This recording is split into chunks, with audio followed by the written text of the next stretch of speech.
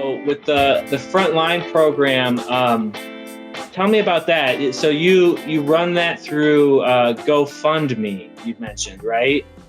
Right. So how do I get to that on the site? Yeah. Well, my background is through working with national nonprofits, and I had done an enormous amount of work in terms of recovery for Sandy. So this was somewhat of my wheelhouse and able to hit the ground running with it. So I connected with our local organizations and specifically the Queensborough President's Office, who we were starting to initiate this program so that we could bring donations in, sponsor a business that wouldn't necessarily have received that income.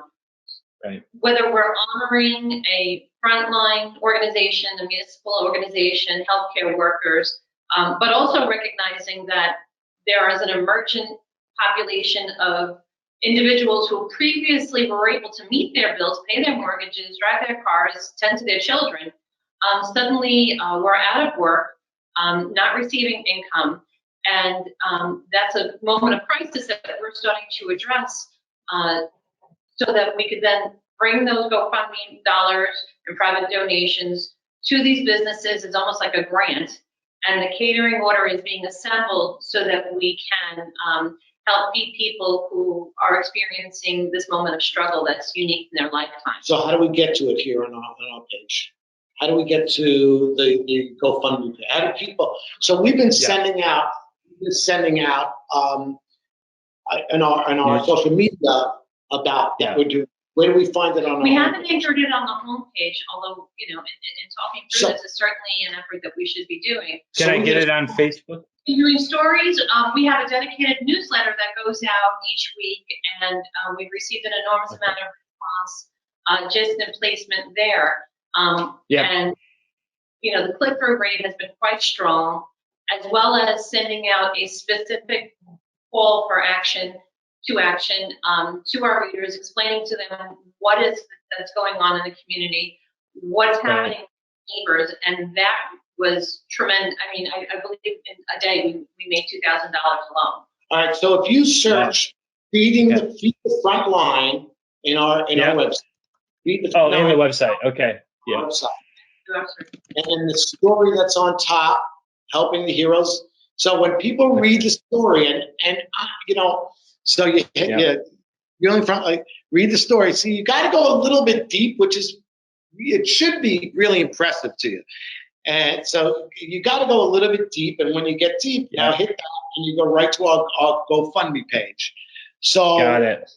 Now, we got a call from one of the people. By the way, I don't know if Allison has told you or Mark, but we have an editorial advisory board. We have people in the community, a dozen people who sit on an editorial board that we meet with each month. A real risky and scary thing, but because if you endorse somebody that they didn't like, then they got responsibility. If they're going to go to every party and say, "Hey, I'm on the editorial advisory board at the Wave," there's some responsibility. It's great party talk, and by the way, I don't know if it'll help them, with the date, but it's great party talk. But one of them gave us $1,000 check for this effort and said, "Listen, I don't want to go through GoFundMe because I'd rather you guys get the 5%." So we raised, what does this say? $5,055. We raised $6,055. Plus we got another $25 check. So that's a good one. One of our columnists, reached out to us, and I had an amazing conversation that not only did he want to make a cash donation, he sent us a check, but he also offered his services. He said, I'll drive old people to dialysis if they need it. So it was it brought to us a level of engagement that I don't know that we would have otherwise had, which galvanized leadership. What's really cool about this thing is that people want to help. People do want to help, and so they don't know really how to help. And with 9/11, which was big here in New York, it was simple as people would bring a bag of socks over to the local church just to help, just so they could feel like they could help. We're really, and I think newspapers in general should be able to be that outlet. We should have the contacts in the community with the police, with the fire, with the EMS, with the hospitals, to be able to help And we're giving our Right. leaders, we're letting them touch and feel so that they don't, especially now, they don't want to go out of the house. Right. So they could Right. do They can just send the money.